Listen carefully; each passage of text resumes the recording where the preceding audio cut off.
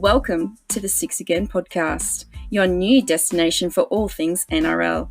Here to bring you everything from team news to best bets are your hosts Adam Hoy and Jared Newton. Let's kick off. All right, third time lucky. Welcome into episode 36 of the Six Again podcast. My name's Adam. Hey guys, my name's Jared. And we are two rugby league fans who have been doing it tough the last couple of weeks, but Jared's got something to smile about this week as our teams verse each other in Manly and the Knights, and we'll obviously be covering not just the game, but the talking points of that, as well as a whole bunch of other things that happened over the weekend. What you been up to, Jared? Nothing. What about you? You had a more exciting weekend than I did. Oh, yes. I drove an hour and a half to help empty the house of my wife's family. Then on Sunday we went looking for house designs at a display home village. Oh, in Aura? I wasn't in Awe, no. Aura. What's that? It's a house display village in Caloundra. Oh, yeah, no, we were near there. Maybe that's what it was. Okay. Anyway, that's what you get to do when you're married with two young kids. Look at display homes. It's actually quite fun if you tell them it's a maze and say go pick the bedrooms. You get silence for like a minute. And then you have to find kids again. Anyway, what are we talking about? The football. Oh, yeah, cool. So last week, our tips, I'm on a bit of a roll. I'm liking this. 6 out of 8. Jared's got 5 out of 8. And our bets had Warriors to win with Fusatua going for a score. Warriors won. No try to Fusatua. Bloody should have put it on Mamalo. And Jared had Newcastle to win, Bradman best scoring. So we're both zeros for that one. Couple of little bits of information that you might have missed with everything that's going on. The Morris brothers have said that they'll be making a call on their contracts, their playing careers by round 10 this year as to whether they'll play in 2021. You know, they're 34 years old. Look, they're still playing better than every other winger and centre in the competition right now. Are they the two best outside backs? Yep. Or Faluma, probably. Well, on the try front, he's up there, but I'm going on pure attitude, pure ability. Like you got Mike Acevo scored 4 tries on the weekend, but I'd still put Morris ahead of him. As far as you could have had Shane Webke on that wing and he would have scored 4 tries against the Cowboys. Yeah, right edge, far out. Yeah, Cole felt had a bad day. Oh, that's the best way of saying that. He had a very bad day. Also, if you jump on our Twitter feed, you would have seen that I put a post in capital letters because a lot of people were asking where are the Morris brothers in New South Wales conversation. They've retired from rep football. I think that was last year or the year before. Yeah. Unless they come out of that, they won't be considered. So would they could if they could? Definitely. Yeah. They're at this stage retired from rep footy. So they have to do everything else. Why do you want them to save New South Wales? Exactly. They got enough on their shoulders. The NRL's just launched a 7-day wellbeing program. So players like Chad Townsend, Joel Thompson are involved with that, as is Blake Green. It's kind of like a teaser or a taster for a 28-day wellbeing program that'll be run over a month. So if you jump on the NRL.com page and click on the article that has Chad Townsend as the heading under the topic of wellbeing and education, they've got 7 days worth of tips or challenges in order for you to check in on yourself and your own wellbeing. We know that the Rugby League Players Association holds this sort of stuff quite dear. So if you're still in the COVID lockdown, depending on your work, or you're still looking for something to do, or you feel like you need to look after yourself a little bit, not a bad place to start. And kudos to the NRL for getting that one up and running. And the last little bit, I guess, NRL has released the next month of the draw as well. So that's for rounds 9 through to 9, 10, 11, 13. Every team will be playing from their home stadium, except, of course, the Warriors and Melbourne. So, example, Newcastle get their first home game this weekend back at Donald Jones. Called now. Donald Jones. Let's just call it Marathon. Stadium up in Newcastle against Parramatta, etc., etc. Still waiting to see where the Bulldogs and Rabbitohs will play. But based on Monday night, I'd say Bankwest was their choice. Anything else on the kind of smaller talking points front, Jared, that you may have seen? Nah, there's nothing really going on except it's too dominated by what happened on the weekend during the games. That's it. So we've kind of picked up 4, key points to talk about that reared their heads over the weekend. And there's kind of 3 from the same game in different ways. So we might start with the West Tigers and Penrith game. So not only was it a cracking game, but there was a coach talking point and 2 player talking points, and they're all completely separate from each other. So probably the one that doesn't go too far right now is the impressive form of Harry Grant, and remembering he was part of a trade for this season between Melbourne Storm and the West Tigers. Melbourne Storm getting Paul Momorowski, who's been playing really well in the last couple of games, and Harry Grant, who's been lights out for the Tigers. Now, I believe ex-players like Steve Roach and who was the other one saying he's got to be locked up for a long time? The Tigers. There's been heaps. Yeah, heaps and heaps of people. Now, our understanding is there's something in his deal that if Cameron Smith's still playing on, he's allowed to look elsewhere. This is next year. You got Brendan Smith, who played hooker on the weekend for the Storm, and Cameron Smith played 5'8". Bit of a late switch up there by Bellamy we'll get into. What have you seen on this, Jared? Can the Tigers sign Grant if they feel as though he deserves it? If they had the chance to sign Grant, they should. But agreed. I don't think Melbourne are going to let him go.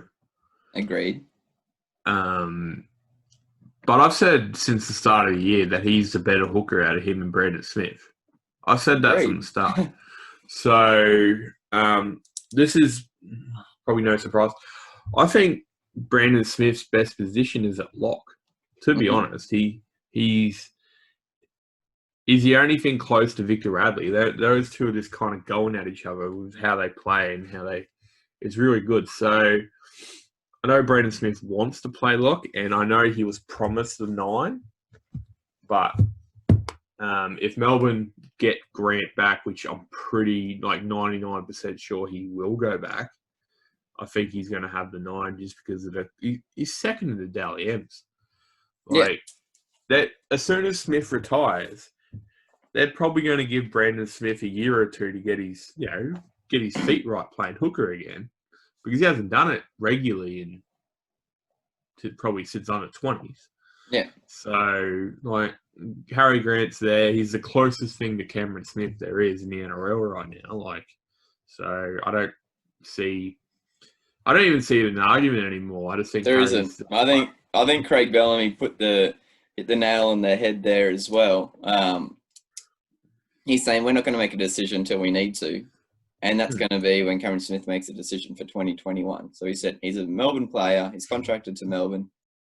We've used Paul Morowski as we've needed because they've been short in the outside backs. But at the end of the season, Grant will come back to Melbourne.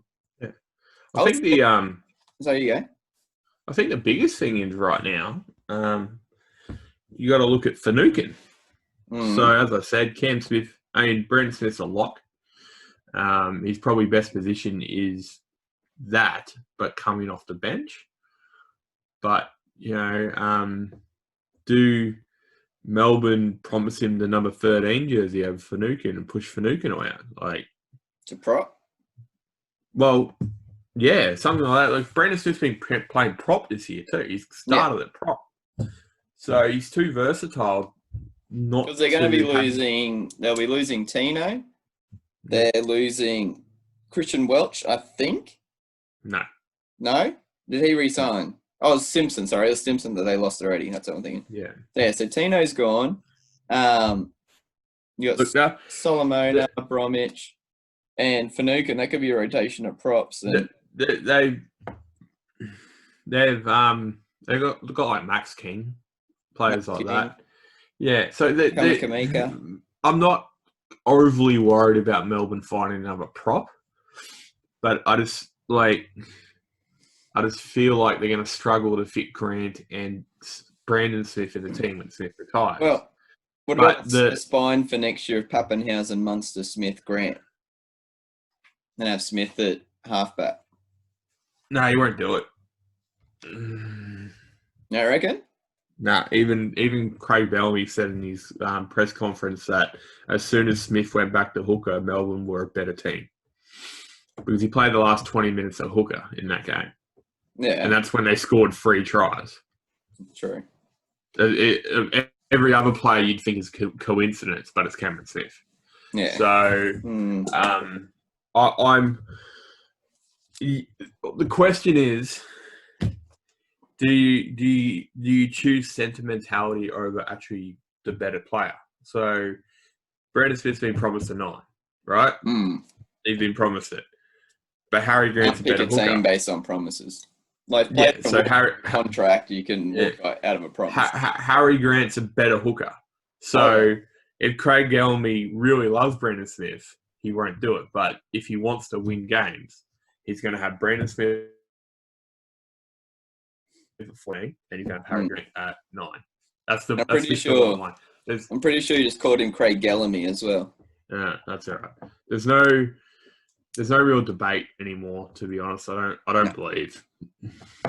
I think also Craig Bellamy could probably coach the Corolla Sharks, as Maddie and I picked up on. We're listening to the ABC commentary of the Sharks game, and Corolla. It called them the Corolla Sharks are on a roll. They're paid by Toyota. Leave them alone. Are they really? No, you idiot. I don't know. No. Sharks have been through so many sponsors. I'd have no idea. No. Matty was saying how nice the Bulldogs jerseys looked last night. I was like, it's because they got no sponsors. I was like, come back to private ownership. You don't have to have sponsors on your jerseys. Oh, that'd be stupid. Yeah. So Grant's coming back to Melbourne. That's the end of it. So 2 other things out of that. So this was the first return? No, it can't be the first one. Anyway, first one with fans this season anyway, of Ivan Cleary returning to Campbelltown, taking on the West Tigers. No, it's his first time he's returned. Were they at Campbelltown? Yeah, they were, yeah. It's the first time he's gone back there, yeah.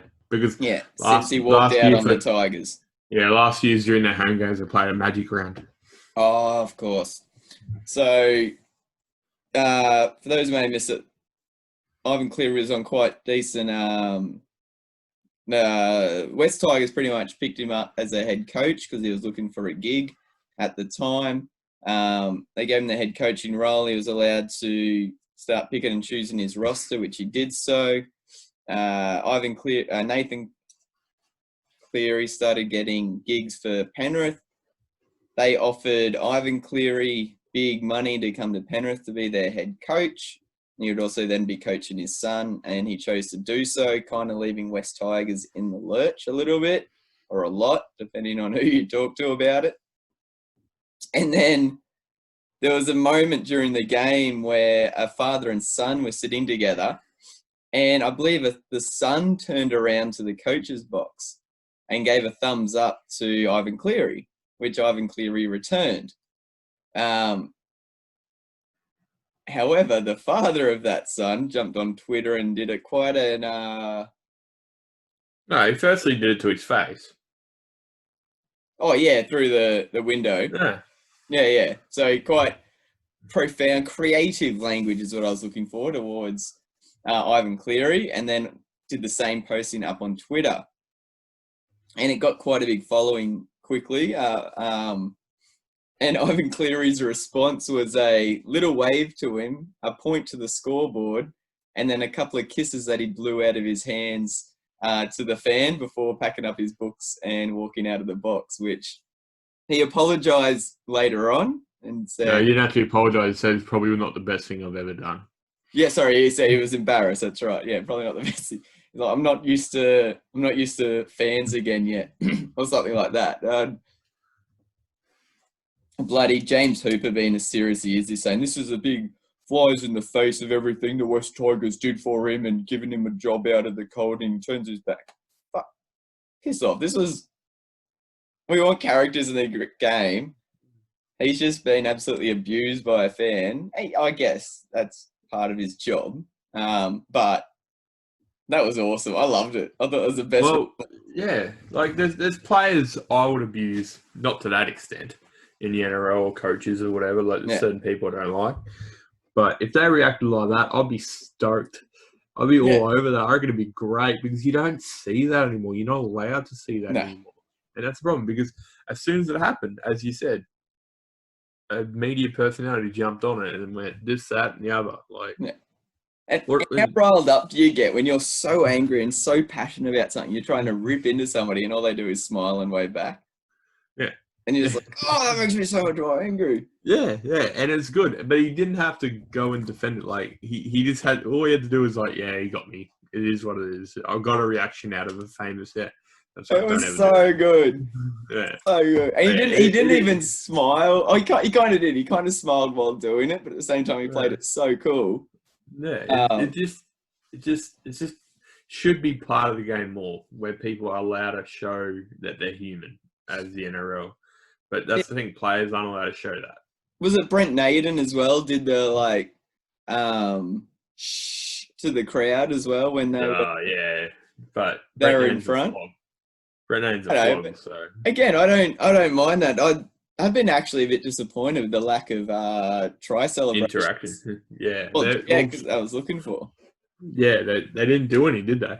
No. So we call that one instead of a Hershey's kiss, that's a Cleary's kiss. I love that. I think even when he was saying he was embarrassed about it, he was kind of smirking at the same time. He was told to say he was embarrassed by it. Yeah, he was told. Total PR stunt. Yeah. It was hilarious. I loved it. And we'll get to that game, but it was a cracker. And now, probably, I guess, the big negative out of this game for the Tigers, they put up a damn good fight. And one of their off-season signings, Joey Leilua, has landed himself in hot water again, not just for his defense and his defensive choices during the game, but his reaction to his brother being injured, and then also literally just a brain snap where he's just holding Dylan Edwards around his neck, like literally for what? No reason. Brain snap isn't a legitimate excuse for what happened. It's not. His brother got accidentally knocked out 5 minutes before. Yeah. And as soon as that happened, he ran over there because Coruscant, probably one of the nicest dudes in the NRL, Luciano Leilua was falling down and he clipped him in the bottom of the jaw. Yeah. It looks like it knocked him out cold straight away. BJ Leilua ran over as if he bloody hit his mother and tried to push Coruscant around. Yeah. And then 5 minutes later in the game, where Tigers still had a chance to win it, he does that shit. Oh, God. It's not a brain snap. He was out for blood, and he was not trying to do anything right. He was just trying to hurt people. And, man, I don't like that, man. I never have. This is just like, I'm surprised he only got 4 weeks because, like, you can get 2 weeks for an accidental high tackle. Yeah. For someone with the ball. This guy blatantly went out and high tackled another dude. The ball was on the ground.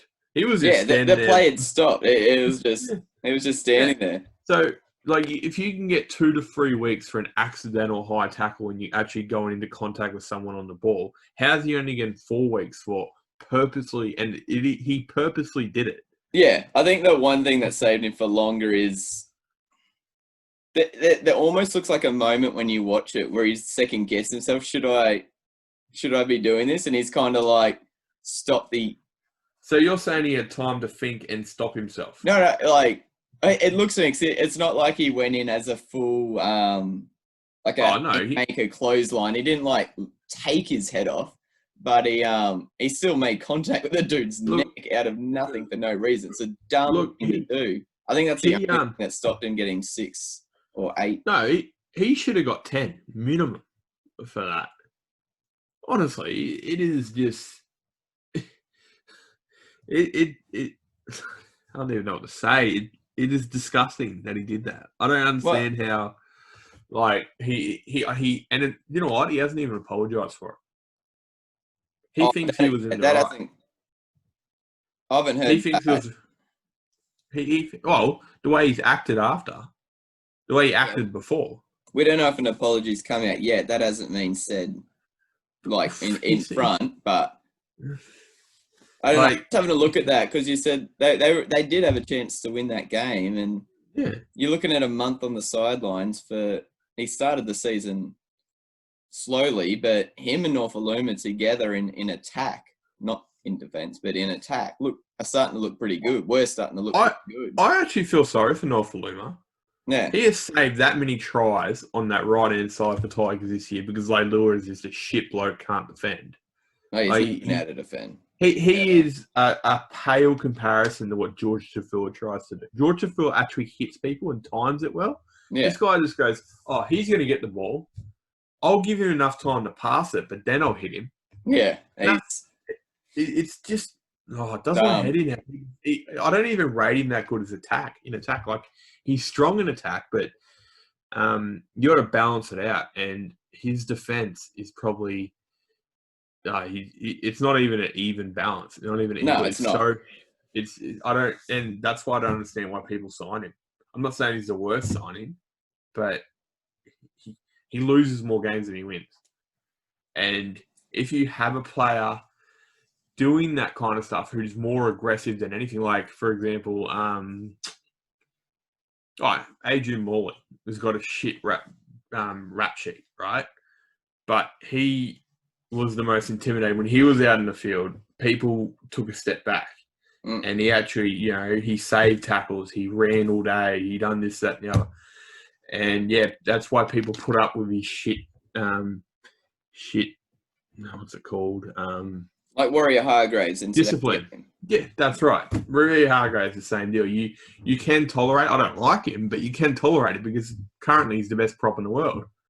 That's as far as I'm concerned. He's that far ahead of props. He's that good right now. Yeah, and it's something that what's his name's trying to work out still. Tavita Funa, not Tavita Funa, freaking hell. Tavita Panga. Tavita Panga. Yeah, Tavita Panga is just like Leilua. He can be just as damaging, but the difference is he hasn't had 10 years in the NRL. He's had that's exactly right. Leilua has not learned. See, he's been to Roosters. He's been to Newcastle. He's been to Canberra. It's his 4th club, and he has not learned. He's had some good coaches too. So he would have had, Brian Smith. He would have had Ricky Stewart.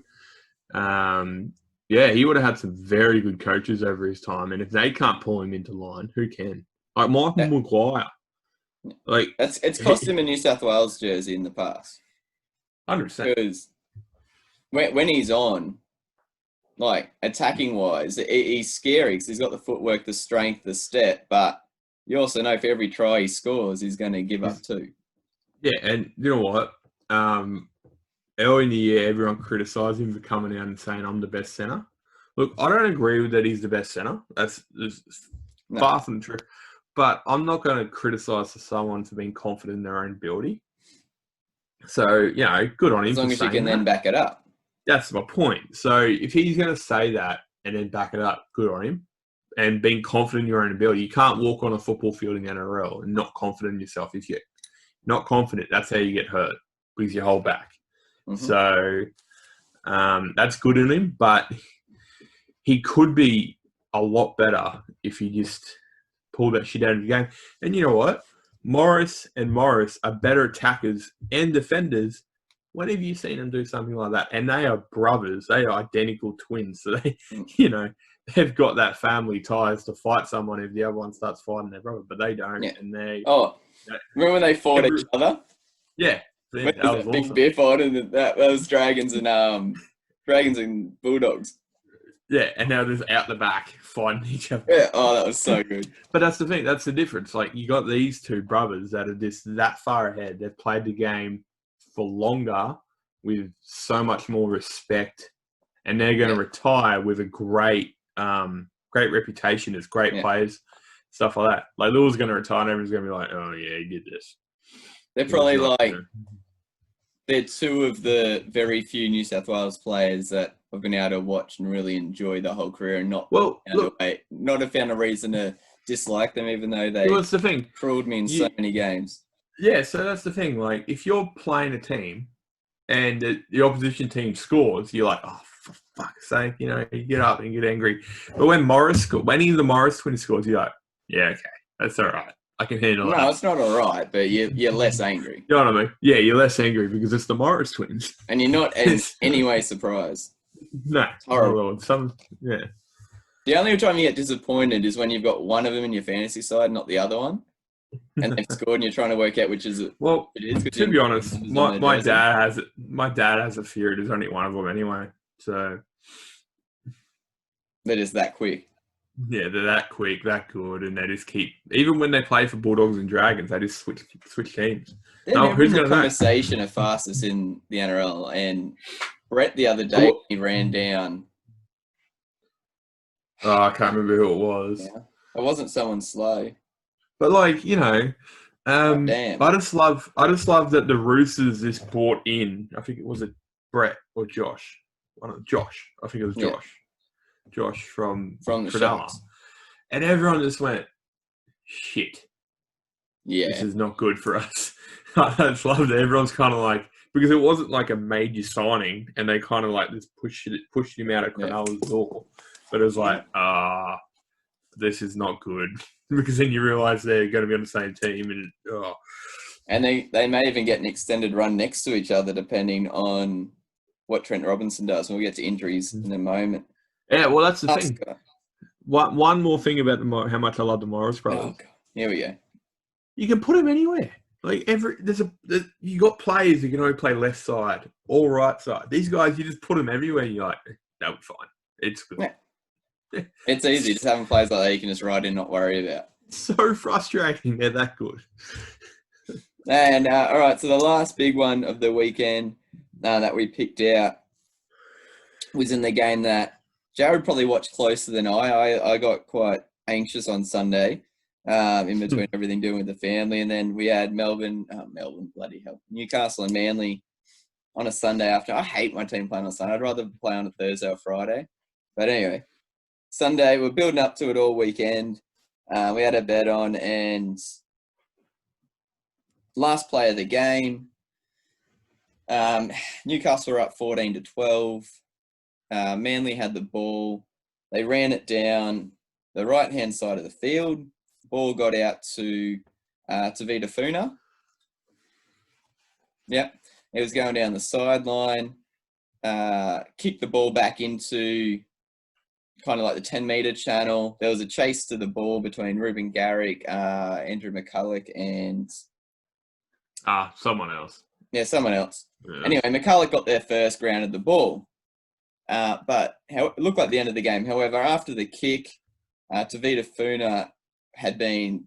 Well, Bradman Best came in late and pushed him into another Knights player, which took Tavita Funa out of any chasing ability of his own kick. So referee went upstairs to check for a penalty try. There's no way it was a penalty try. There couldn't have even been a conversation because there was other players in the vicinity. Too much shit around it. There's too much happening. But a penalty, definite. Not so much even for the late shot, but more the fact that you're taking his ability to chase or maintain position in the play. Now, it came back down from the bunker as a non-penalty, which it was just done. That was it, and that was done. So that's kind of the first topic of this. So we got Jared, who's a Knights supporter, myself, who's a Manly supporter. I'm just going to bring up our conversation after the game, but was it a penalty or not, Jared? Oh, 100% it was a penalty. Yeah. It was Cool. 100% a penalty. No matter how you swing it, it was. I'm worried. No, so not overly worried. I was just. You chomping again? No. I was just thinking about That steak in my teeth. I'm just thinking about it. Would they have made the same thing in the 60th minute with a bit of a blowout? Like that's what annoys me about it, because I feel like if it wasn't match not match defining, but a potential match drawing penalty, like they could only have drawn. Yeah. Would they have done it 20 minutes earlier? I think they would have awarded the penalty with how the game's been played. So probably worked out in Newcastle's favour that it was the 80th minute. They didn't have the balls to make a call, and that's what I think it comes down to. Unfortunately for you guys, I just think the video referee did not have the balls to go, that's the penalty, let's keep this game going. Well, I think Jared Maxwell, so Graham Annesley came out, we'll come on to his comments, but he explained Jared Maxwell's, which was, let's have a look here. The video referee, Jared Maxwell in the bunker, in his judgment, felt that Bradman Best was committed to the tackle and didn't have sufficient time to pull out of it. And that's why he cleared the push and the collision as not having any impact. I would agree with that if he was in the air tackling him from behind, but he pushed him. That's not a tackle. No. No. It wasn't. And you could see the extension of the arms as well. No. Like, which if Tavita Funa had the ball, made no contact. If Tavita Funa had the ball and he pushed it, that's fine. That's good on him. That's cool. But it was afterwards. Yeah. And if to do a push, you have to have your arms out and extended. If he hadn't done the push, he wouldn't have even got to Tavita Funa. But Tex Hoy still would have tackled him. Yeah, that was. He was putting the kick in because Tex Hoy was in front of him. He wasn't putting the kick in because Best was behind him. It was because Hoy was in front of him. So but that's the thing. Like, if after he kicked it, Tex Hoy wouldn't have then tackled him anyway because he wouldn't have had the ball. But so he would have still been free to chase his own kick. Yeah, no, I'm not saying it's. I was just saying why Tavita Funa. Yeah. Okay. Yeah. So that's come down. So that meant then that it was full time. Now you could see in the players' faces that once the no try went up, they weren't surprised, but they were about to get ready for a penalty. And then ref called full time on the field, and that's when you saw Jake Trbojevic, and there's the footage of him go around going, What? And Cherry Evans did the same thing. And Cherry Evans is the captain, so he's allowed to approach the referee who'd called full time by this stage. Yeah, but who's not allowed to approach him? Yes, no one else. Jake Trbojevic actually reminded me a little bit of James Graham. I was waiting for him to put his hands behind his back with his arguments. So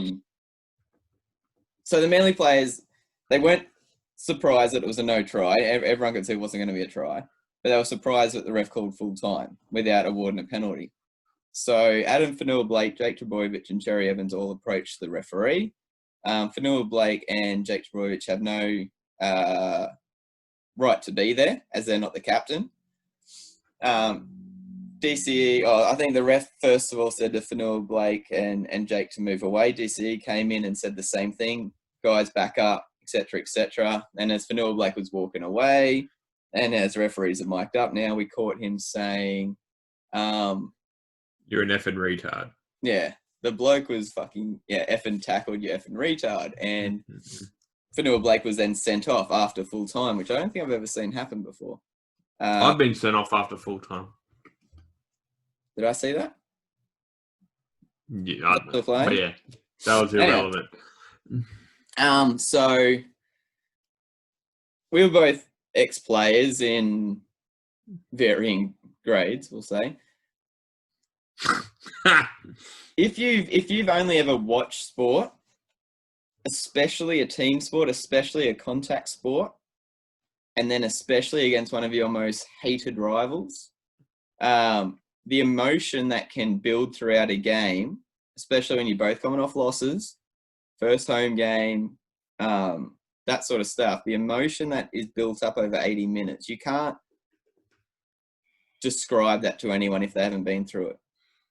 You can't use that as an excuse for your actions, but you can definitely use it as an explanation, which I think in the press conference afterwards, Des Hasler did a fantastic job of not getting drawn into it.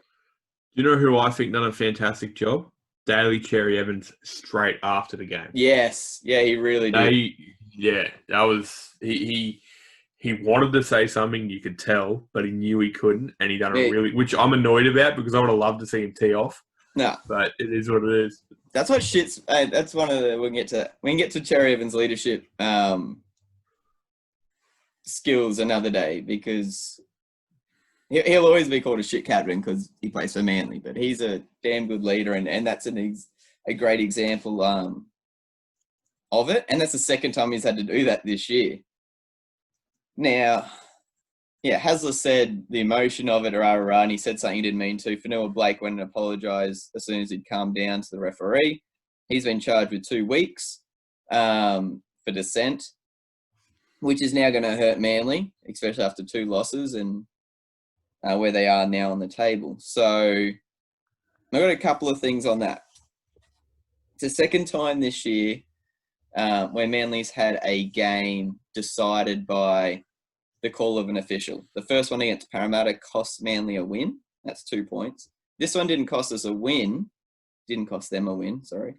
But it cost the players a chance to decide the outcome of the game on the last play. So Ruben Garrick still would have had to kick a penalty from the sideline if that's what Manly chose to do. They still would have had to go through golden point to try and win. But it took the chance of the players to finish the game out of the equation, which as competitive athletes, that would anger them just as much as the fact that they got another incorrect call. To make matters worse, Graham Annesley, for the second time this year, has come out the day after and said the referees or the officials are wrong.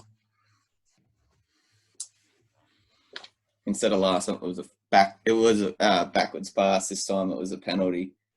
That's not going to help anything. Manly are now sitting 10th on the ladder.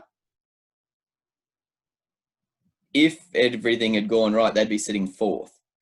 That's how close this comp is this year. We said last week that whoever loses this game, there's a chance they drop out of the top 8. There's a 2-point game between 2 teams. One's now sitting 4th, one's sitting 10th. I'm pretty sure. Is that where Newcastle is? 4th? Yeah. So, yeah, I'm very proud of DCE and Des with how they handled things. Fonua-Blake,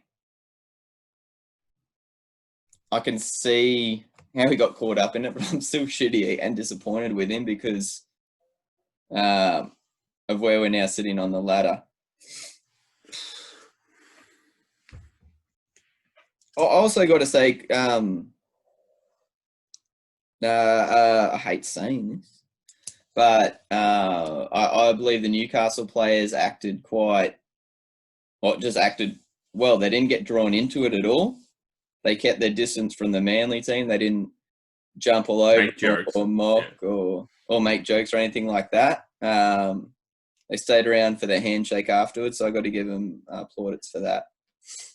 Look, okay, so I'm a big advocate of not blaming referees for losing a game.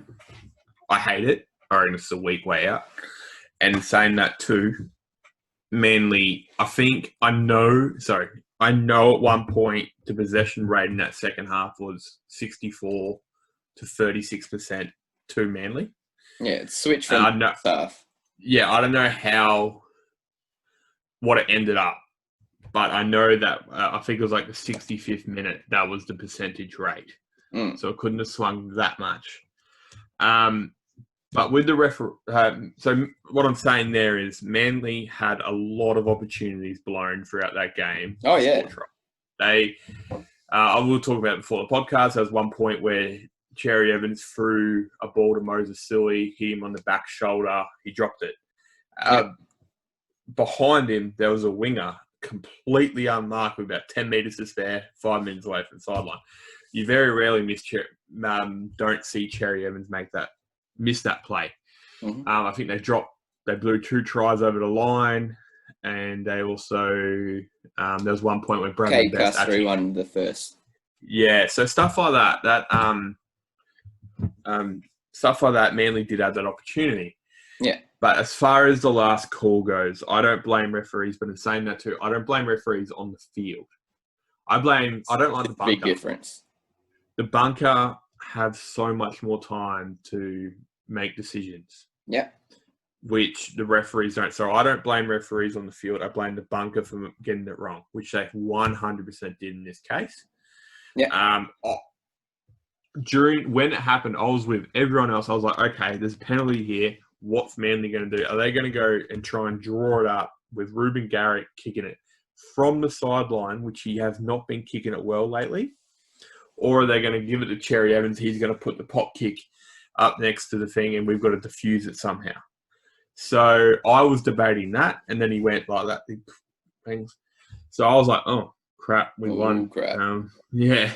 And then all that shit happened. So, yeah, I don't agree with it, but in saying that too, Manly had more than enough opportunity to win this game, and they didn't close it out, which I'm taking the win, and I'm not saying we played well. I think we had one on the bench by the end of the game.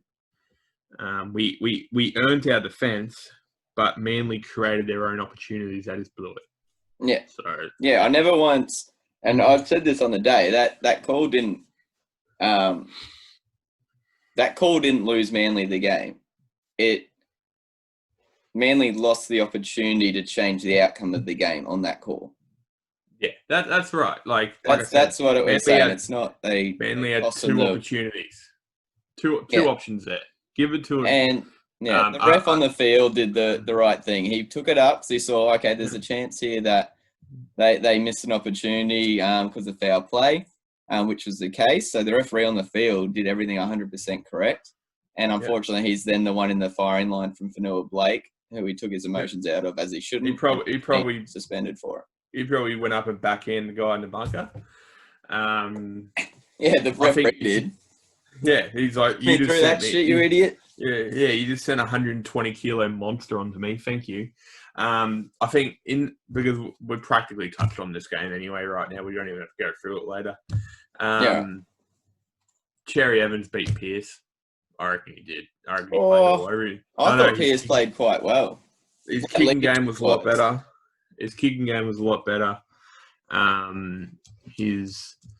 I don't know, this Newcastle attack's so dodgy where I think the only time that Manly looked threatening was when Cherry Evans had the ball.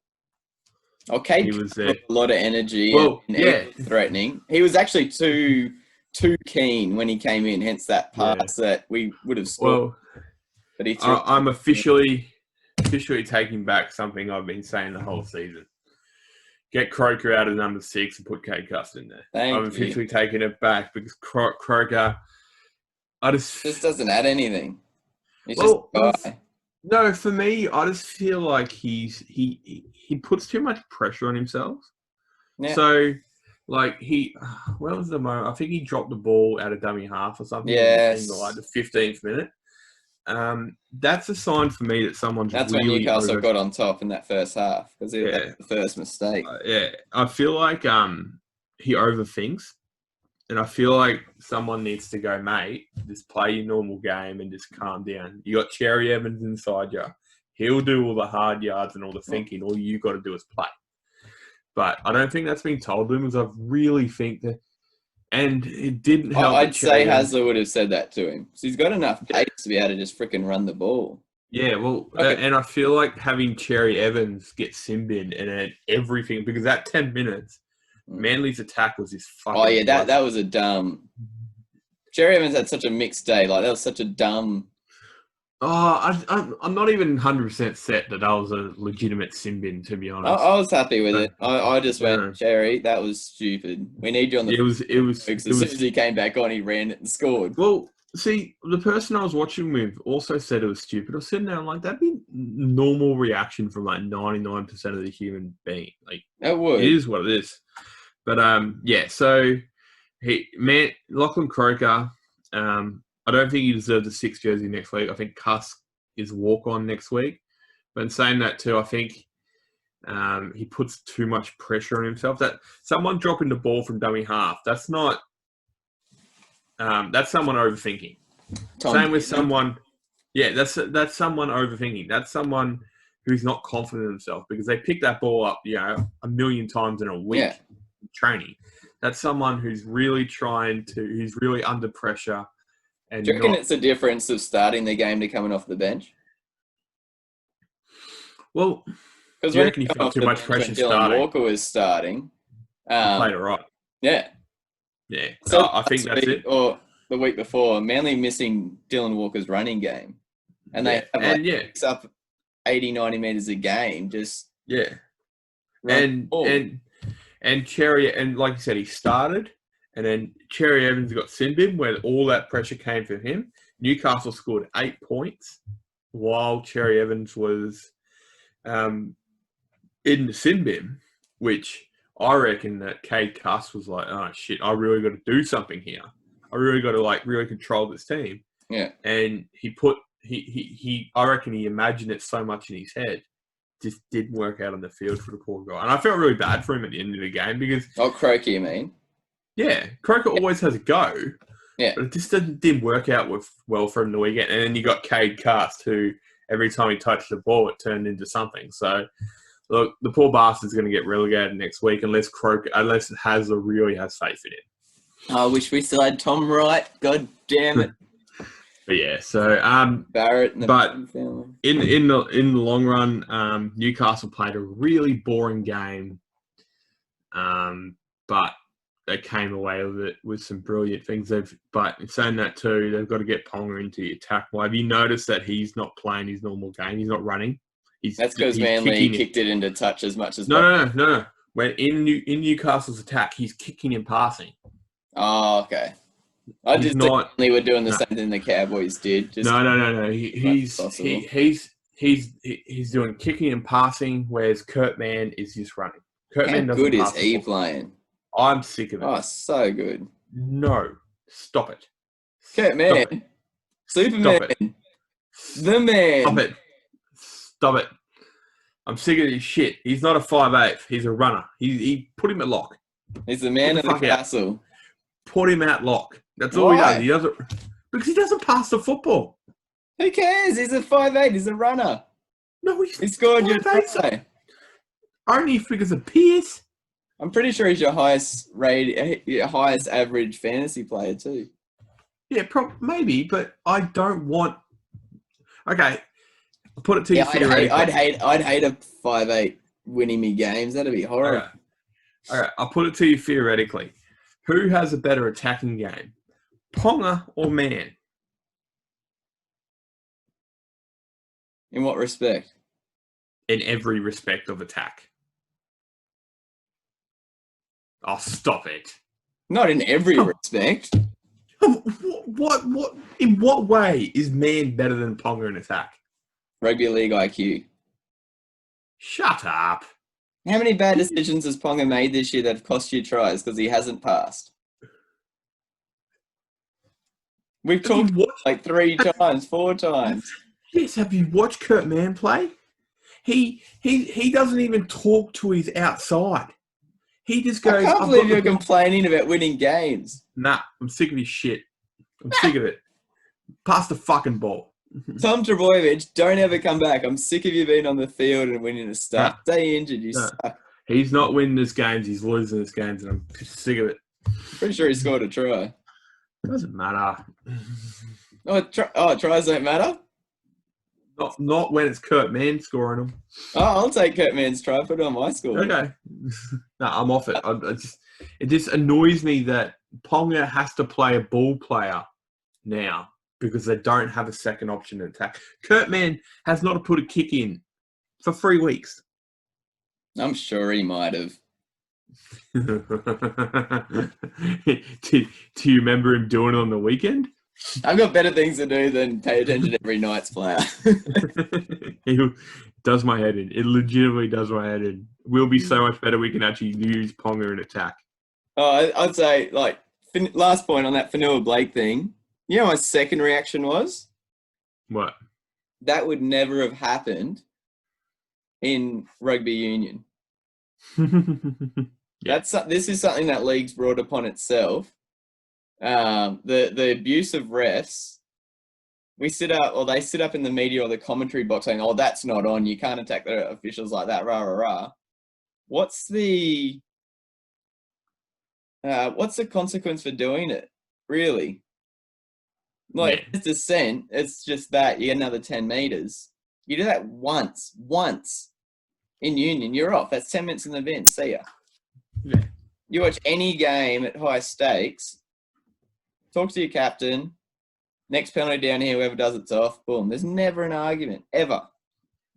It's just, It comes down to referees calling players by name instead of numbers and all that crap. But anyway, let's go to Thursday night's game. Storm versus the Roosters, and what a freaking game. It had, oh man. Look, a game of rugby league this year.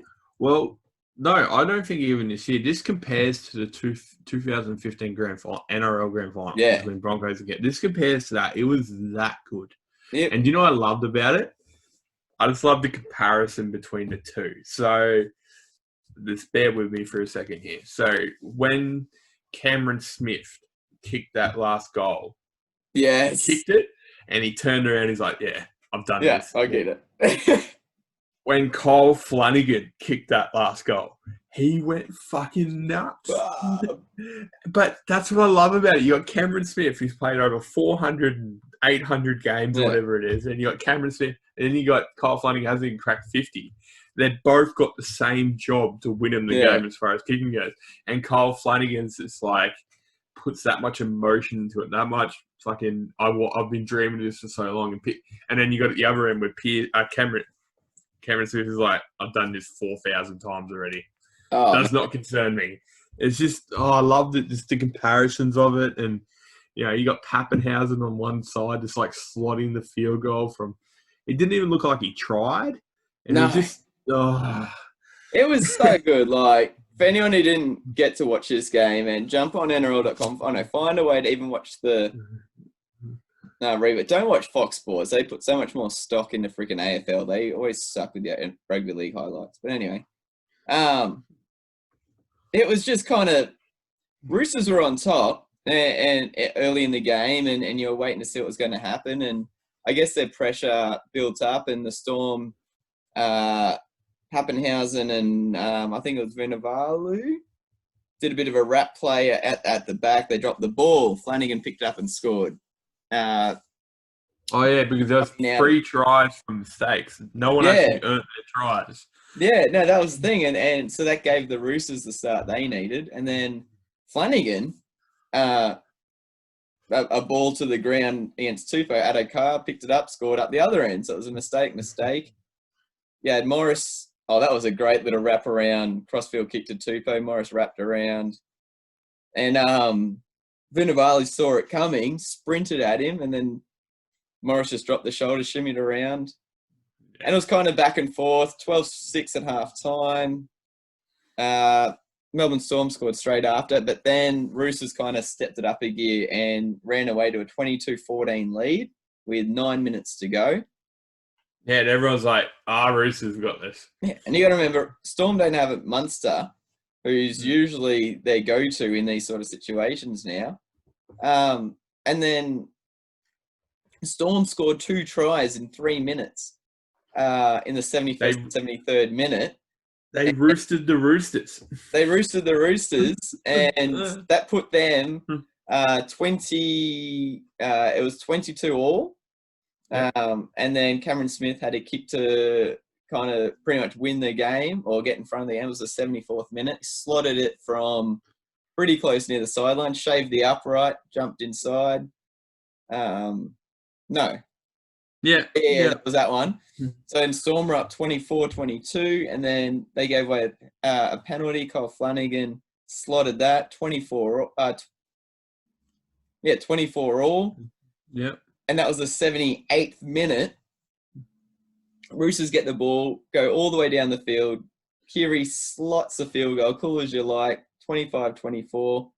And up the other end, Storm get the Melbourne ball. short Like, kickoff. Short kickoff, get the ball back. Now, who the hell's going to kick the field goal? Look around, Jerome Hughes isn't going to do it. Pappenhausen. Yeah. Slots. Well, I wouldn't say slots it. He kind of aired it, but it went through his face. It was just boom. Do you know what I loved about it though? That no one in that field but Pappenhausen and Smith knew that Pappenhausen were going to kick because no one knew Pappenhausen was that good at it. Like, you got Riley Jacks, you got Cam Smith himself, and then you got Jerome Hughes. And they're all lined up to the left, and he fucking throws it right behind him. And Roosters like 30 metres out. Yeah, and Roosters are like, what? Who's that? Why are you passing it to him? And then it kind of ended bad. Like, unfortunate for... Well, that made it, that made it 25 all. And it was nuts. We're sitting here going, there's been 2 tries, 2 penalty goals, and 2 field goals all within the last 8 minutes of play against 2 best defensive teams. We're going, what the hell's going on? And then it went into Golden Point. Storm were on a roll. They had the run of the play. And Jake Friend... It was a penalty. He pushed him in the play of the ball. It wasn't as blatant a push as we talked about earlier, but it was enough. It's something. I just think that was penalty all game. I just think that was more Finucane than Friend, to be honest, because Finucane he done that arrow run, broke a tackle. Friend only just got him, and then he found his front. He got up. I think Friend was like, "Oh fuck, just get out!" Like kind of like, "Oh shit." Like, someone with that experience doing something like silly like that, I think that's more that Finucane showed Friend up in that situation. Yeah, and he kind of freaked out. Like, and it kind of ended badly, but in saying that too, good on Melbourne. Like, I said Roosters, 13 plus in this game. Fucking hell. It kind of shows. They didn't give up. Momorowski had another great game. Even though they got the win, Jerome Hughes scored 2 tries. If you play fantasy, I think you end up on 70 points. And if you score 2 tries, you're generally looking at more than that unless you're a winger who does nothing else except finish. So it's still a bit worrying in the fact that he didn't control the game as much as he probably could have as well. But Cam Smith started this game at 5'8", bit of a switch there. Halfback, wasn't it?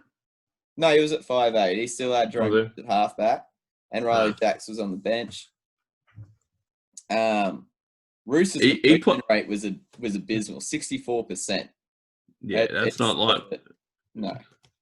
But, look, I don't necessarily say it's bad for the Roosters. It is bad for the Roosters, but that could be attributed to Melbourne's defence as well. Melbourne are probably the only team who could do that to the Roosters. They flustered them, which not many teams can do. Which Melbourne stood up for the big game because they were kind of going into that game with people scratching their heads thinking they were done, and then they beat the Roosters. Yeah. Like, It was a cracker.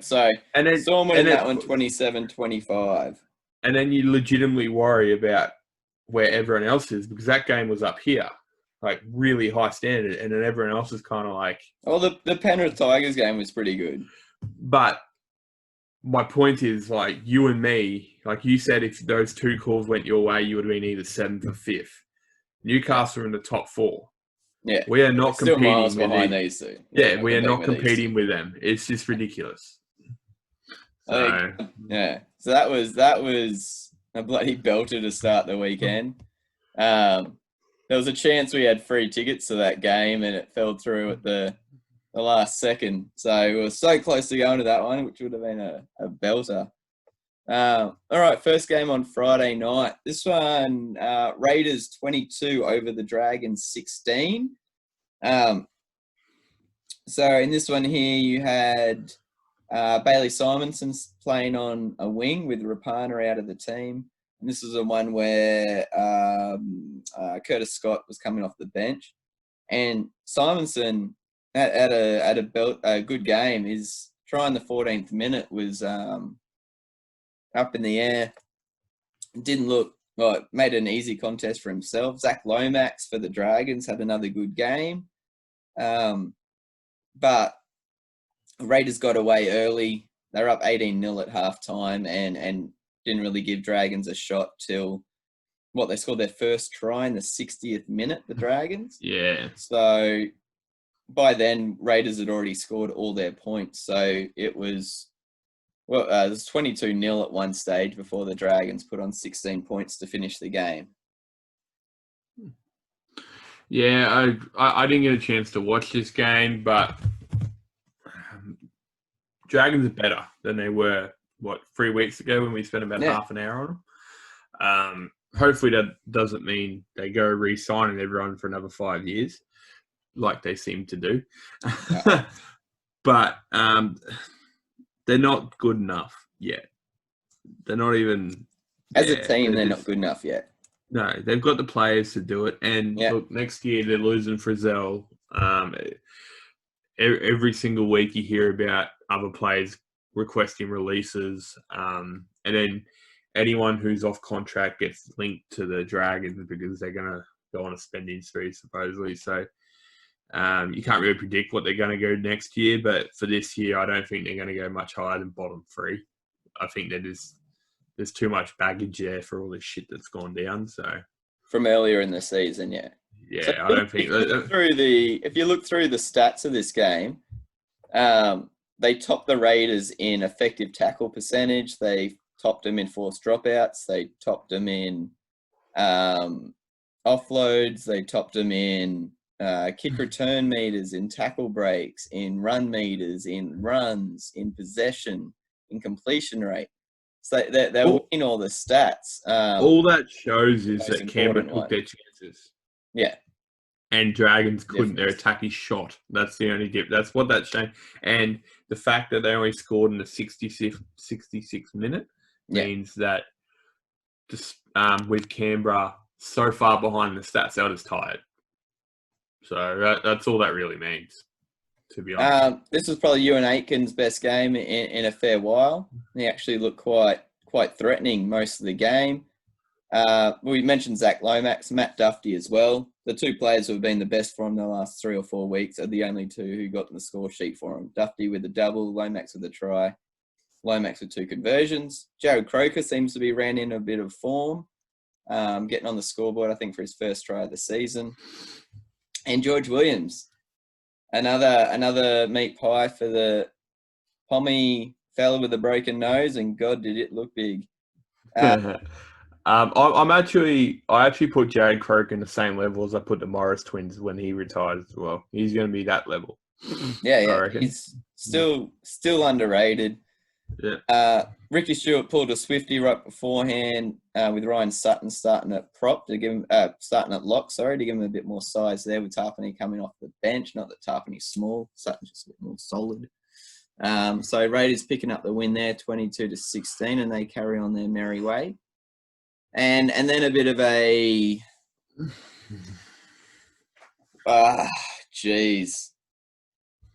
this was not much of a game at all.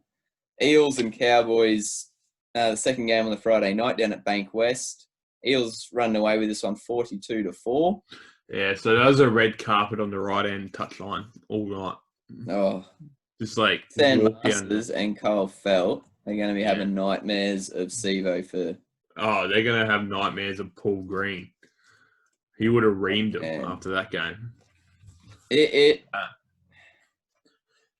Like my wife's team's the Cowboys, and Parramatta's my most hated team.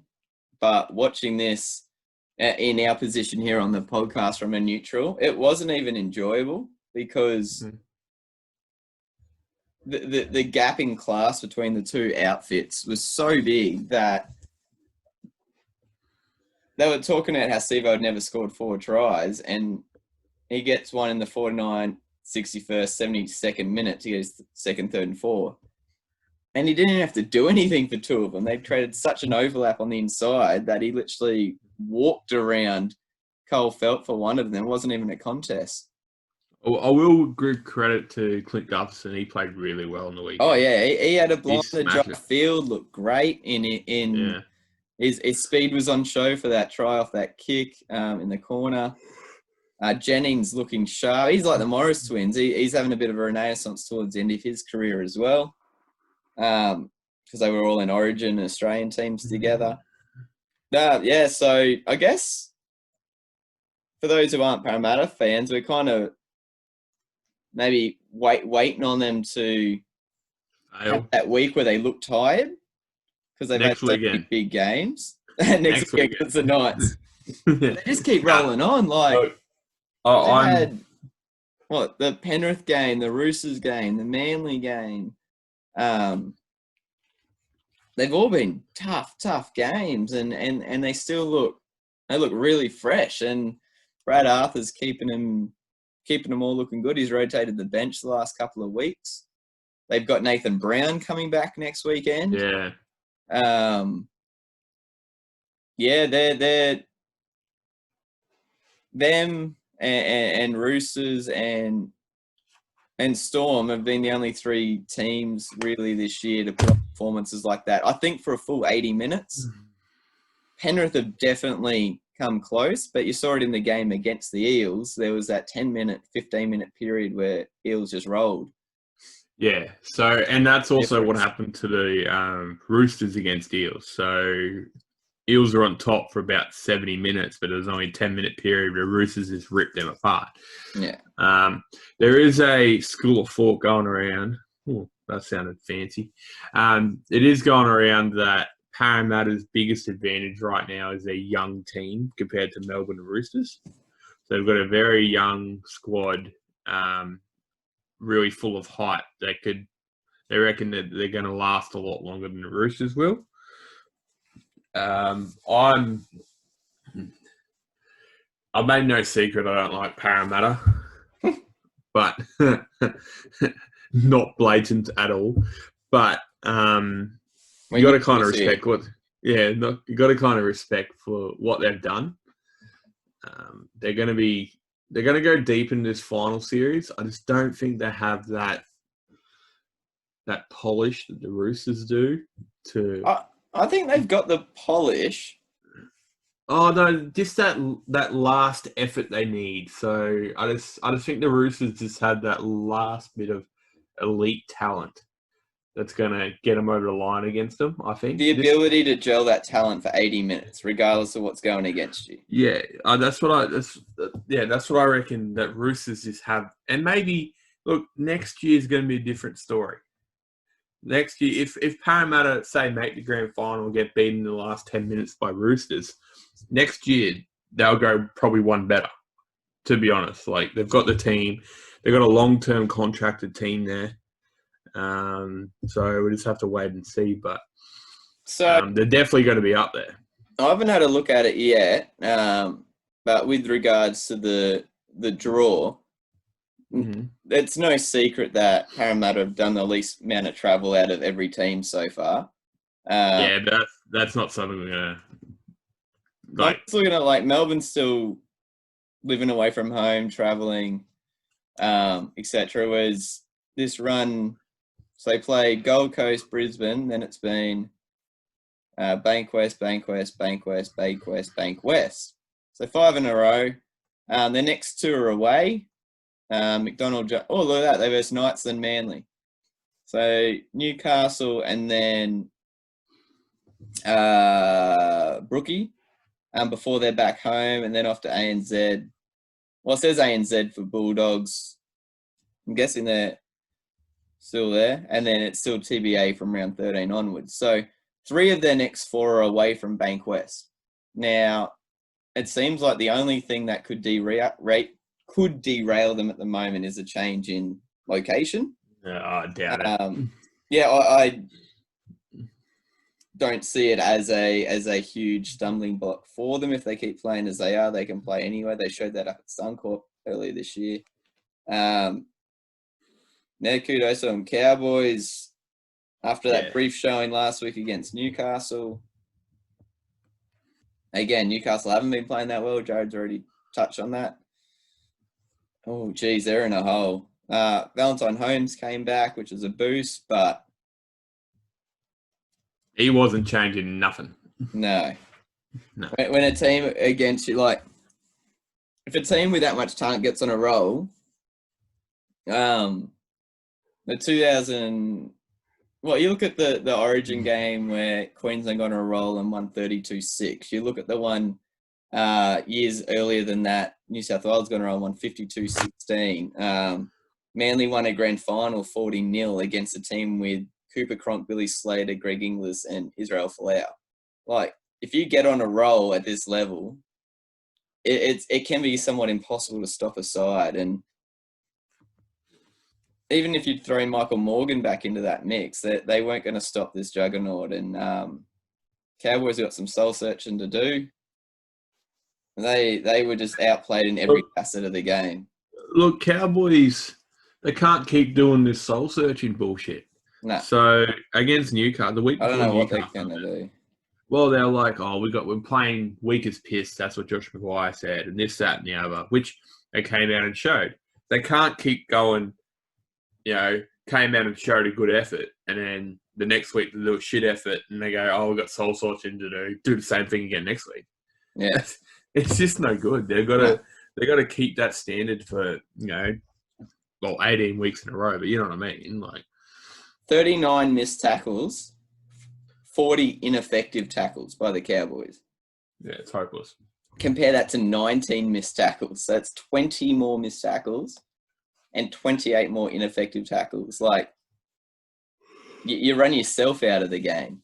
So, yeah, Para keep rolling on. They got the Knights next week. Saturday's game. Oh, this is disappointing, this one, if you're a Titans fan. It looked as though they'd been building towards something.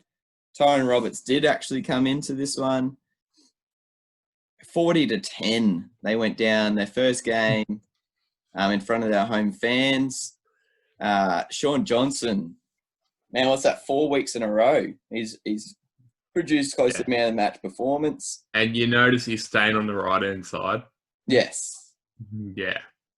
And one of the things we're talking about is the relationship that they've been building between Sean Johnson, Brayley, and Moylan. I think I'm going to win my bet from the start of the year. Moylan's out again for another 4 to 6 weeks. Yeah, but I'm relying on what Graham. Injury?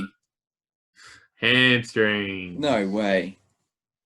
Yeah, I'm relying on Graham to get me over the line on that one. Look, Cronulla, I think Cronulla are going to be that team who's going to knock out a heavyweight in the finals. Yeah. Win the grand final. I 8 and I dropped them. I'm pretty close to putting them back in. No, they won't win the grand final, but I think there's a team that's, they'll come up against them in a knockout game and they'll just be like, they'll just blow them off the park. And they'll be, that's what they can do. That's what they have. You got Sean Johnson, Matt Moylan, Brayley, Chad Townsend, Jesse Ramey, Wade Graham, Fafita. Like, if they all come together on that day, they can beat the Roosters and Parramatta.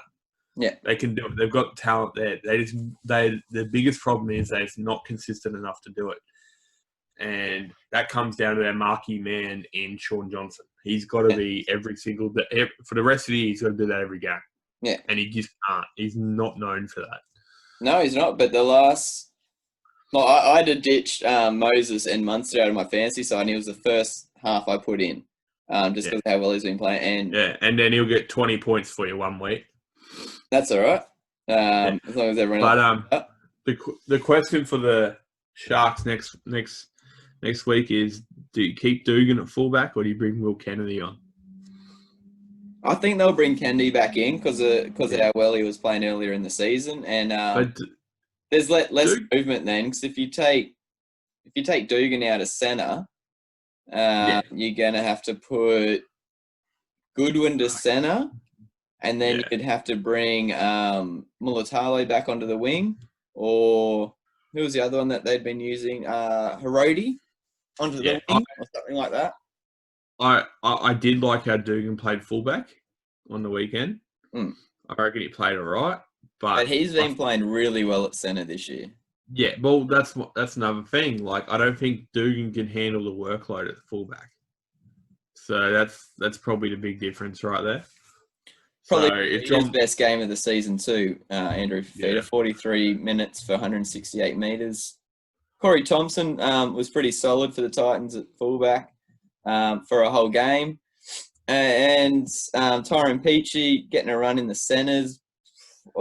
He actually looked all right. A couple of bad decisions when they were in scoring opportunities. Anthony Don adds another one to his count. They're trying, eh? They're trying. Fonua-Blake, I reckon, he's worked his way into an origin position for Queensland. The good thing about him playing origin is because he'll be used to losing. Oh, but he'll still have a go. That's the difference. He'll still have a go in a losing side. What do you mean a difference? That's what he's got on his side. Sharks are on a bit of a roll now, aren't they? 40-10. They've Beaten Manly. They've beaten. Who'd they beat last week? Was it I'm just going to bring it up here. Not Bulldogs. Is it? Where's our Sharkies? There they are. Say 26-16, 36.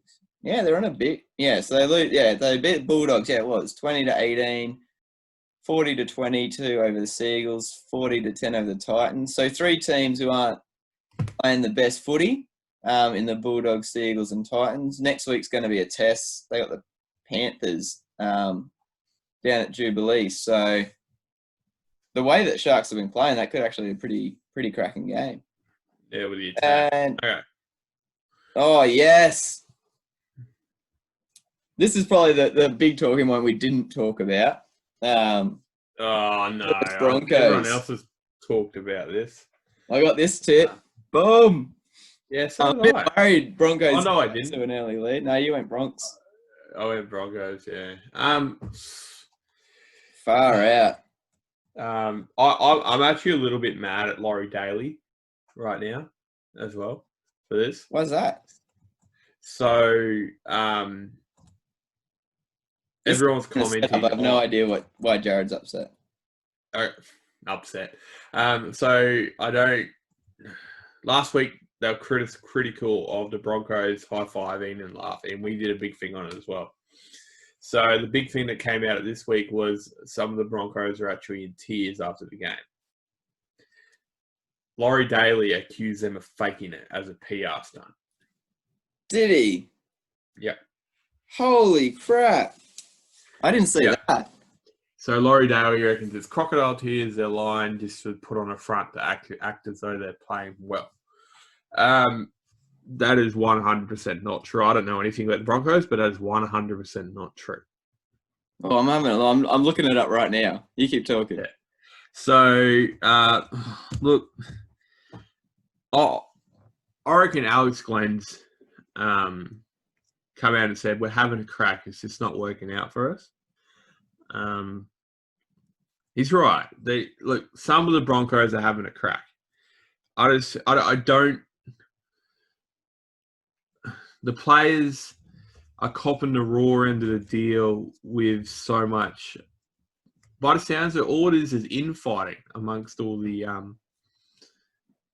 everywhere at the Broncos currently. Like the old boys are fighting everyone. The coaches don't know. Like Steve Renoff came out and made some comments about Darren Lockyer saying you're part of the people, mate. And it looks like the coaches, like as we said last game, when there's stuff happening.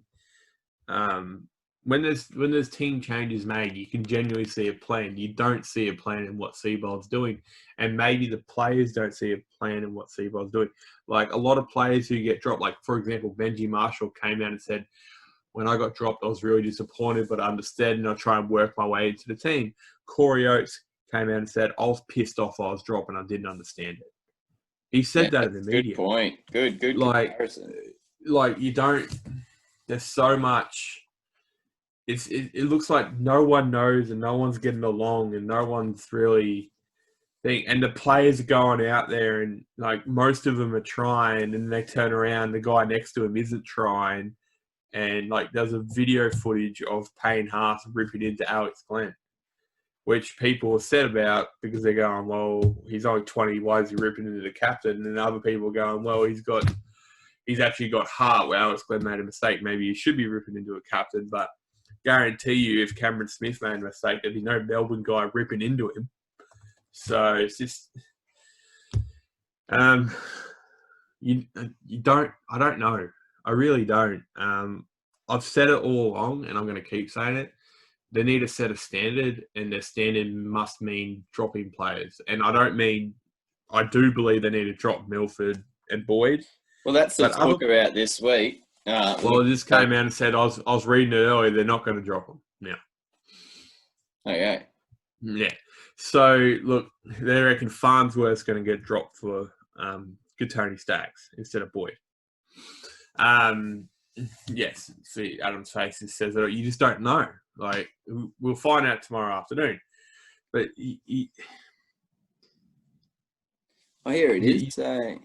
You need to show players that when they're not playing well, you need to be dropped. And I'm not, like I said, I'm not just targeting those two players. There's a lot more players in that Broncos squad who need to be dropped for shit efforts. And, yeah, it's I don't know what's happening there.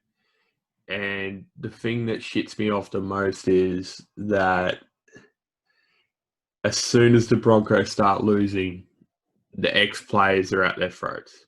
Yeah. And it annoys me so much. Just like, get behind them and support them and do this. We talked about this last week. Oh, sorry, I talked about this last week. The opinions, the reactions of fans, the reactions of media, the reactions of ex-players are different per club. Like, I use the example of the comparison of the Premier League. Now, my team's Arsenal, who's the most frustrating sports team in the world to follow, because we're very well known. We used to have a fair bit of money, and we were known for very attacking football, which left our defense open. Meaning we scored a lot of goals, but let a lot of goals in. Well, a lot of chances. We had quite good goalies. But lately, we haven't had the scoring, so we're getting scored against a lot by mid-table teams. Now, the pressure that our coach has been under and the barbs that the players take and the fans take from other teams is warranted, because we're a big club, and when you're not performing up to big club standards, you get hammered by the media, by the fans, by even the other players. Now, you compare that to someone like freaking Watford or something. They go on a 6-game losing streak. No one blinks an eye. The Broncos, the Roosters, the Storm,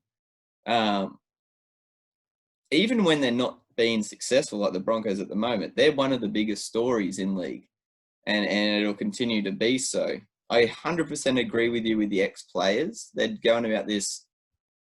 They're literally like that old guy on their porch going, back in my day, it was like this and this and like, dude, times have changed. Every single thing now is under the microscope. Laurie Daly's saying he's never seen people cry after 6 weeks. I'm like, well, 8 weeks of footy. That's because we never got on the back of someone like this. It used to be you had a shit game on Friday night. It'd be in the paper, literally just the paper for 2 days. And now, well, it's back on everywhere. And back on the ex-player thing, I know this is just for me, and this is just on a minor scale to what these guys are going through. So when I think I was 18 or 19, I was playing in the senior team, and I was the halfback, and a lot of the attack. I wasn't ready for it. In reality, no. It was before you were coaching. And back when I was growing up, the club I played for had a senior team, and there was this young halfback playing for them. And he was pretty. I thought he was great when I was a kid. I thought he was really good.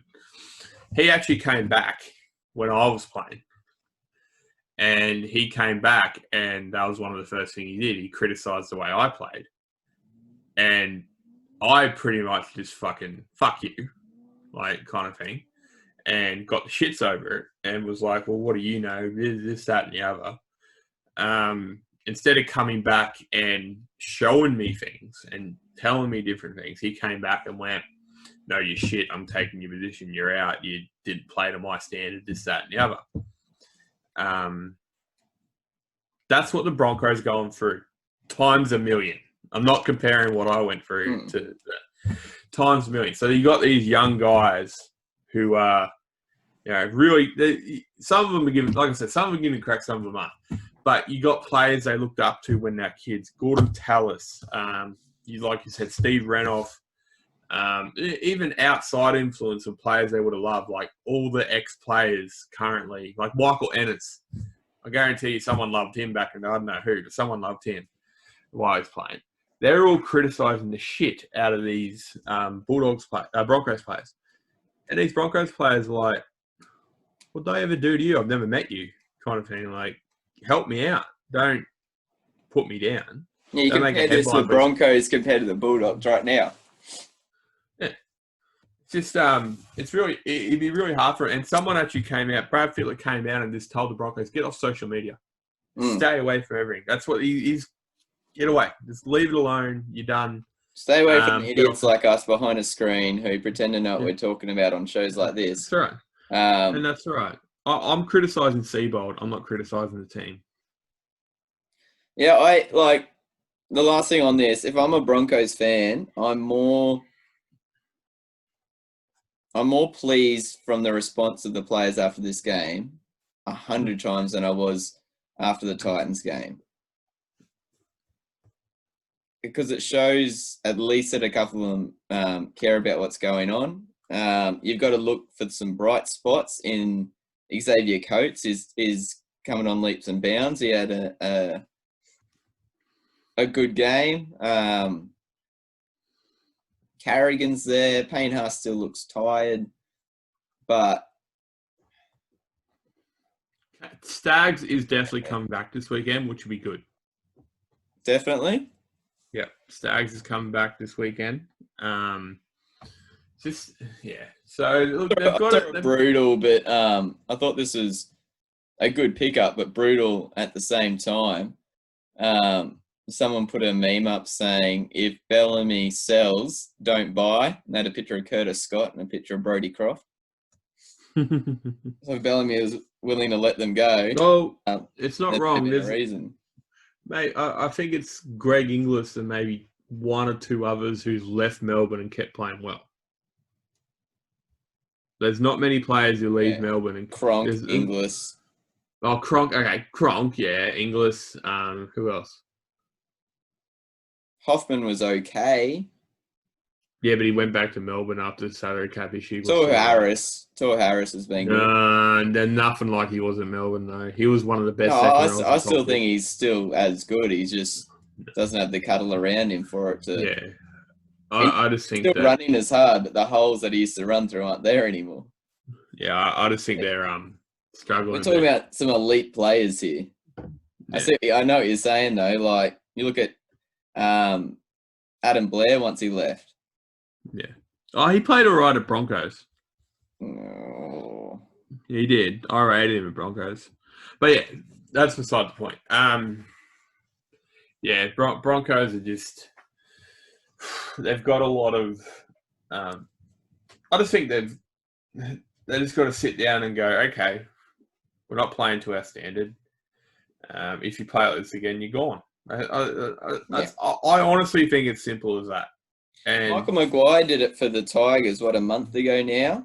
And he said it wasn't good enough. See you later, Marshall. See you later, Lawrence. And since then, they've won 2 games. And the 2 lost have been against Penrith and Canberra.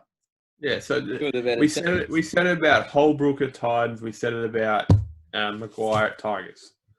So, yeah, we've said that for a while. It's just that Seabold should be listening to our podcast. Yeah, exactly. That's all you need to do, mate. Just jump on here. We'll give you all the advice you need. You see behind me all these jerseys. Like, see this? This is a Hoy jersey. Like, God, star player on that team. It's Triple A certified. That is. Yeah, bloody oath. That's one league. That's one league below the majors. Okay. Tigers and Penrith. This is a cracker. I really enjoyed. This game went so fast. It was played really fast. It ended badly, but it was good. Yeah, it was. I'm just trying to find here. Where's the halftime score? Yeah, 10-6. Tigers were up. Cleary. Oh, just to say, Cleary scored a hat trick. No, he didn't. I'm looking at the freaking conversions. There we go. Yeah, Crichton scored after a minute for Penrith, and then the Tigers kind of took control. Penrith looked like they were on top. They were going to say, we're the boss out here. Yeah, you've been playing well, but this is the stand you need to get to, and that's how they started. And then Tigers just said, hang on, we're as good as this. We can take it to you, and they bloody well did, and they went into halftime 10-6 up. They didn't hold it for long with Crichton going over again in the 45th minute.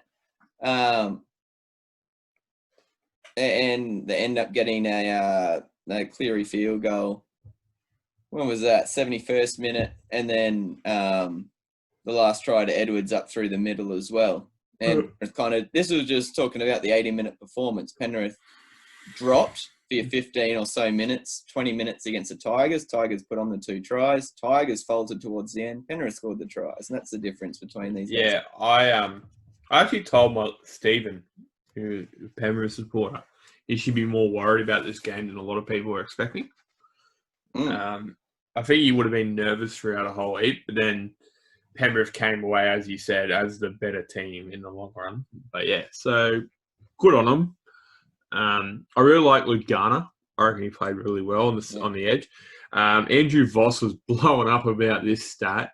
What is it? Viliami kick out, and he ran 4 times the whole game. Wow. Didn't you hear? Did you watch it? Get up his stat. Usually when Vossi's commentating, I turn it down. No, Vossi's great. I love Vossi. No. So kick out. 5 runs for 34 metres.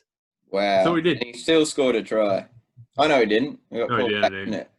And I'll give you this. Look at this. He ran for 34 metres off 5 runs. He made 4 tackle breaks. Why didn't they give him the ball? He made 29 tackles, which is all right. But yeah, he made 4 tackle breaks off 5 runs. Jesus. Yeah, I thought Luke Garner played quite well. He got banged up a fair amount. Eisenhuth, it's good to see him back at lock. He's rolling, man. Yeah. I need to find a prop for this week, and I'm thinking of picking him up as a cheapie. Well, not cheap anymore, but Fonua-Blake again, another cracker. Even though he didn't get across the line, he'd be up there in the best wingers of the competition. Yeah, Tommy Talau's looking good. Well, he's starting to get Origin whispers now. You know who hasn't scored a try this year? Who? Blake Ferguson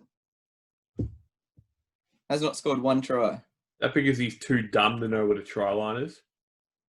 Oh, you look at his try scoring record last year before.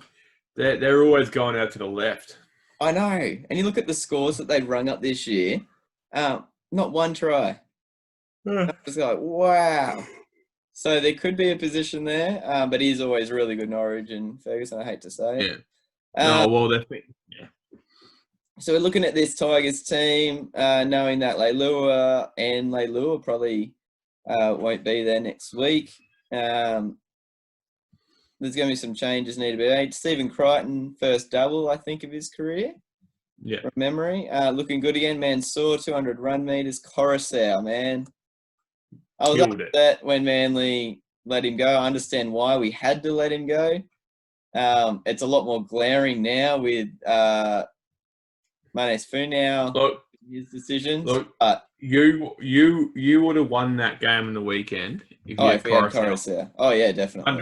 100%. Yep. We could have won. He brings so much. Well, he set up that last try for him.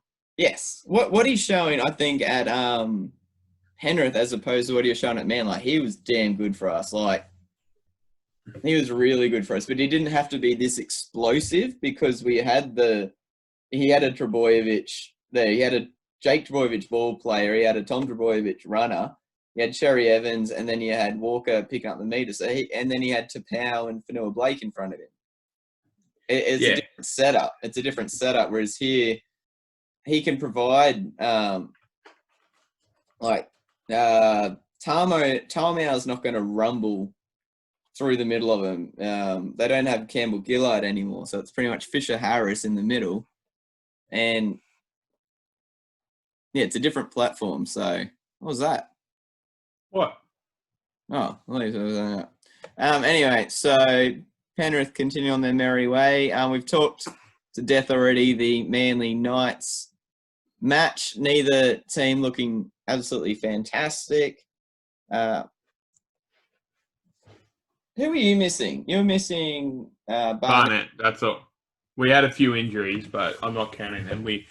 I think we had Matautia off, which is going to be an issue because he had about 12 HIAs in the last 5 years. Yeah, because the shot he took, it was in a bad area, but it didn't look. No, it was off Cade Cust. Yeah, it was a very any basic shot. I think Matautia is going to have to retire soon. Yeah, for that reason. He looked like he was out before he hit the ground. I don't necessarily like Matautia too much, but I think it'd be a disappointing way for a player to go down like that. Yeah. I hate to see anyone go out have to retire early due to concussions. It sucks. We also had Edric Lee break his arm again. That's the second time in 2 years he's done that. So it'd be interesting next week because so next week they're thinking of putting Tex Hoy on the wing. Against Sevo? Nah, he'd be up against Fergo. It'd be Heimel Hunt up against Sevo, I'm pretty sure. So I was thinking this was when I said the only positive out of this game, I guess, would be, I think I said Newcastle was missing Barnett, and Manly were missing Walker and Trbojevic. Yeah. If you brought in the players that were missing, who'd win that game? I think Trbojevic was a try that Manly didn't have. Would have been a try that Manly. So I think Trbojevic would have got there because Barnett wouldn't have scored a try for him. He would have been probably saved a try. Probably saved. That would have been a difference. Barnett potentially would have saved a try. Trbojevic might have scored two. Yeah, I think that's how you'd have to look at that because the tries that Newcastle scored. So they scored McCulloch diving over the line, and that freakish little kick from Mitchell Pearce to Kurt Mann. Yeah. I don't think Trbojevic could have stopped them. But in saying that too, with the 64-36% possession rate, if you give 64% with Cherry Evans and Tom Trbojevic in one team, you're not going to score only 12 points. Yeah, that was the only upside I took out of that was if we verse later on in the season, I'll be pretty confident. So yeah, Manly ended up with 53% possession, Newcastle 47%, exactly the same completion rates, 88% each. The completion rate was quality. Smack on. Yeah, but yeah. Oh, well, shit happens. I feel sorry for Edric Lees. He was having a pretty good year. But there was a pretty good chance Edric Lee might have got a Queensland spot possibly on the wing this year. Yeah. But that's doubtful in itself, but he has been playing quite well. His kick returns. Yeah, no, he's looked really good. No, I was just looking at the defensive effective tackle percentage. Manly at 94%, 353 tackles, 17 missed. That's pretty good. Oh, man. I'm happy with that, even though we lost. Anyway, last game of the round. First time Rabbitohs were pretty much, I guess, your full strength side. Man, it was nice to see Alex Johnson put the burners on for their first try. Yeah. He's going next year. I know. I would love Newcastle. I would love to Newcastle pick him up. We need a decent, solid winger like that. I would love it. Yeah, if you guys missed that, Alex Johnson's pretty much come out and said that he's been told that he won't have a spot there next year. He'd hoped to be a one-club player for the Rabbitohs, but salary cap doesn't always allow that anymore. That's going to be hard for him. I wouldn't be surprised to see him go to the Super League because he's one of those guys who seems like he'd have a really hard time playing against his club. He will kill it in the Super League. Oh, man. It was just so good. Like, Latrell gave him some early ball, which gave him the chance, and he just burnt. Like, he got around the wing and then just ran around the fullback. Like, little bit of a goose step, and he was gone. It was... Remember when he broke onto the scene, he was doing that weekly. Cody Walker getting over for another try. Gagai getting one in the final minute there. Bulldogs tried again. They were outclassed. Look at that, 8-6 at half time to the Rabbits. Like, and then the second half, what's that? 18-2. Sorry, 18-4. Yeah. I didn't actually get to see this game. We were actually watching Top Gun. But Bulldogs are just they had from what I understand, they had a great attitude again. They're just getting beaten. Poor Adam Elliott's out for a few months with dislocated shoulder, but that brings in their new import from England, Luke Thompson, which is going to be. I'm actually going to make sure I watch the Bulldogs game, which is not something I've been making sure I've been doing. Yeah, and there's a lot of movement in their board at the moment as well. The ladies came in, I can't remember now off the top of my head, had a big... Lynn Anderson, thank you. A big drive of it coming back and being the family club. They're losing $20 million that they'd usually be getting in from their leagues club. There's a bit of infighting on the board. Seems like this... don't want to go there. They're not making money. People don't want to watch their games. It seems like an echo of 2 years ago at the Bulldogs. Yeah. They're going to be a lot longer than... Have they signed anyone for next year? They haven't. Stimson? Only Luke Thompson. No, Stimson, well, this year he got injured. Yeah. They haven't signed anyone. So, look... And we both grew up with the Bulldogs being one of the best rosters to watch. Like, I used to be a Bulldog supporter. Oh, jeez. No, well, Dad supported Bulldogs. I used to be an El Masri supporter. Dad supported the Bulldogs. So when I was a kid, it wasn't until I was born in '93. Is it Daniel?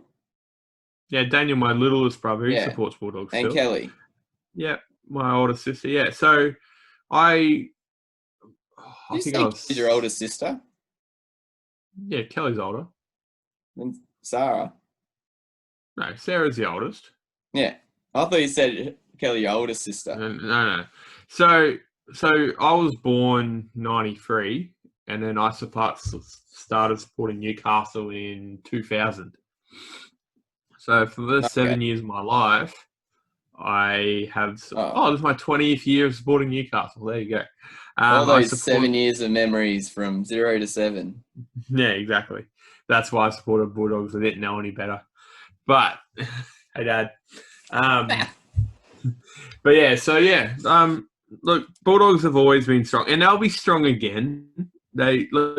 Everyone goes through their phases. Yeah. So, they just honestly, they Bulldogs are just experimenting. 3-4 years ago. Yeah. They remind me of Newcastle, you fucking weirdo. Newcastle 5 years ago. That's all they are. That's what they remind me of. And they're going to get that player like Ponga, who's just, everyone's just going to come after. So yeah, Rabbitohs and Seagulls and West Tigers and Sharks all have the same record. Do they? And you look at those 4 teams right now, and completely different. Yeah. Manly is 4-4 with a points differential of 0. So I love that. They're as 500 as you can get. That's all the games for the week. What we didn't cover was judiciary and injury, so I'll rattle that off real quick. Fonua-Blake 2 weeks, Joey Leilua 4 weeks for the two things that we talked about earlier. Matt Moylan out 4 to 6 weeks with another hamstring injury. Brian Tu'o at least 2 months with a syndesmosis injury. It's a shame because he's been playing really well. You'd say Brent Naden will just come back in. Jazz Tavega said he's good to go for next week. Edric Lee, a few weeks minimum with a broken arm. Sione Matautia and Ponga need to pass HIA protocols this week. I'm going to say Ponga. Sorry? Ponga will pass. Matautia will be out. Yeah. Braden Burns done for the season with a dislocated kneecap. Adam Elliott, dislocated shoulder. Still waiting on scans, second scans, but most likely surgery and season done. Soliola, I don't know if you saw this, 8 to 12 weeks with a facial fracture. Did not look good. Emre Gula, ankle to be announced, sorry. So they're waiting on scans. And Daniel Tupou, syndesmosis, out for 6 weeks. That's what we're saying. The Morris brothers might get a chance to play together, but you'd expect Ryan Hall just to come in there. Yeah. And a really cool thing for my son, he's 3. I was watching the Storm Roosters game on the Thursday night, and he came in, and the first thing he says, "Oh, football, go Manly, go Manly. Where's Ruben?" It's the first game he remembered watching. Ruben Garrick was kicking conversion, and then so when he was playing on Sunday, I was like, "Addin," and he came in, he's like, "Manly, where Ruben?" And I was like, "I got him." No, because I was exactly the same as I was exactly like that until I was 7. Shut up, Jared. I'm going to influence that boy. So my daughter's she's a rugby union fan at the moment. She says rugby, but doesn't like the league when it comes. I'm gonna have to influence her too. Don't you ever say that about any of my daughters. Actually, I've only got one. I'm never gonna have any more. So as it stands at the moment, our top 8, just to rattle off to finish off. Eels on top with 14, leading the Panthers on 13, Storm on 12, Knights on 11, Roosters and Raiders on 10. 14, 13, 12, 11, 10. I don't think I've ever seen that.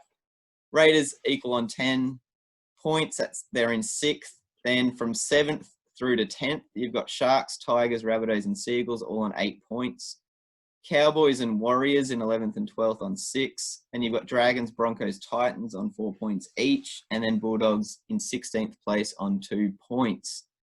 With regard to our top 8s, I'm still keeping the Rabbitohs in my 8 above the Tigers.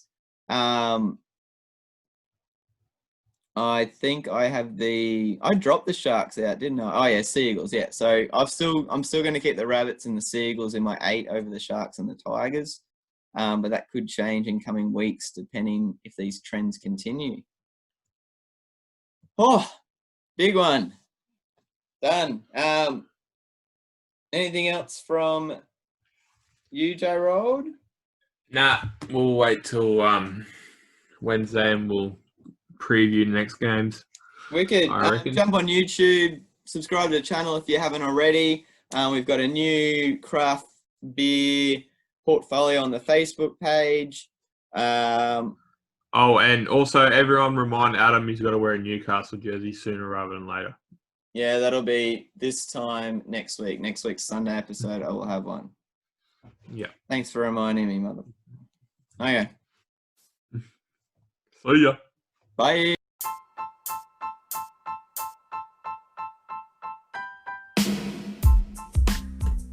Thank you for tuning in to 6 Again. Connect with the show on Twitter, Instagram, and the 6 Again website. All links via the show's bio. Be sure to check out Adam's craft beer choice of the week.